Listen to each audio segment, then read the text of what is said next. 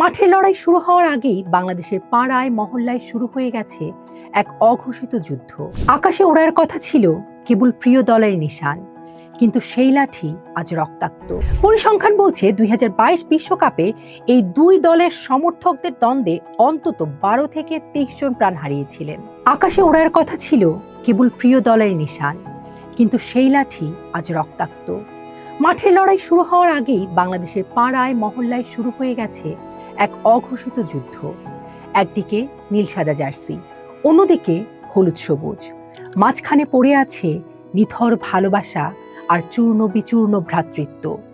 ১৭ কোটি মানুষের এই দেশে ফুটবল কেবল একটি খেলা নয়, এটি এক আদিম উন্মাদনা, যেখানে এক দেশের পতাকা টাঙাতে গিয়ে অন্য দেশের মানুষের মাথা ফাটানো এখন এক নিষ্ঠুর বাস্তবতায় পরিণত হয়েছে। ২০২৬ বিশ্বকাপ ফুটবলকে কেন্দ্র করে বাংলাদেশে ব্রাজিল ও আর্জেন্টিনা সমর্থকদের মধ্যে যে আবেগ কাজ করছে তা মাঝে মাঝে মাত্রা ছাড়িয়ে সহিংস রূপ নিচ্ছে। সাম্প্রতিক সময়ে লক্ষ্মীপুরের হাজিরপাড়ায় পতাকা টাঙানো নিয়ে বিরোধে এক আর্জেন্টিনা সমর্থকের মাথা ফাটিয়ে দেওয়ার অভিযোগ উঠেছে এক ব্রাজিল সমর্থকের বিরুদ্ধে। লোহাগড়ায় লিওনেল মেসির ব্যঙ্গাত্মক ছবি সম্বলিত ব্যানার টানানোকে কেন্দ্র করে সংঘর্ষে আহত হয়েছেন অন্তত ৪ জন।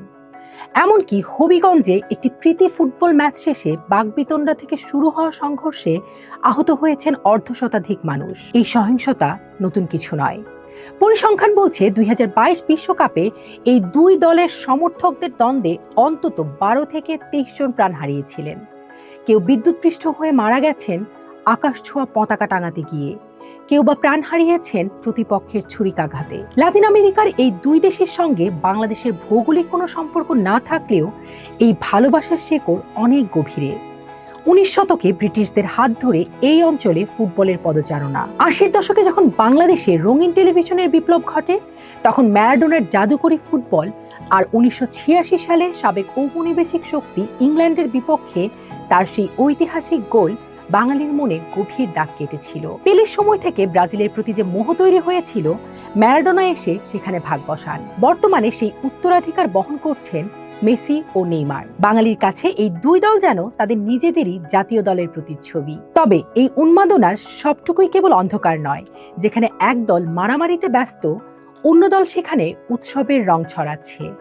বরিশালের রাজপথে দুই দলের সমর্থকদের পাল্টাপাল্টি বর্ণাঢ্য মোটর শোভাযাত্রা আমাদের মনে করিয়ে দেয় ফুটবল আনন্দের নাম।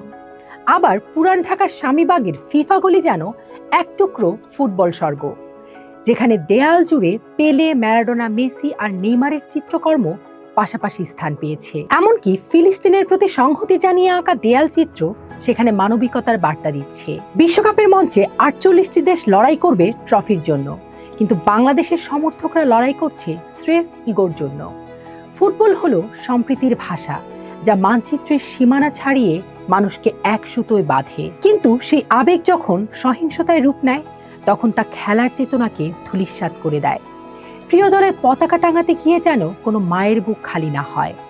এটাই হোক ২০২৬ সালের বিশ্বকাপের মূল চেতনা, কারণ দিন শেষে এটি একটি খেলা মাত্র, যুদ্ধ নয়। সময়ের অন্য পাঠ দেখুন, থাকুন ঢাকা পেপারসের সাথে।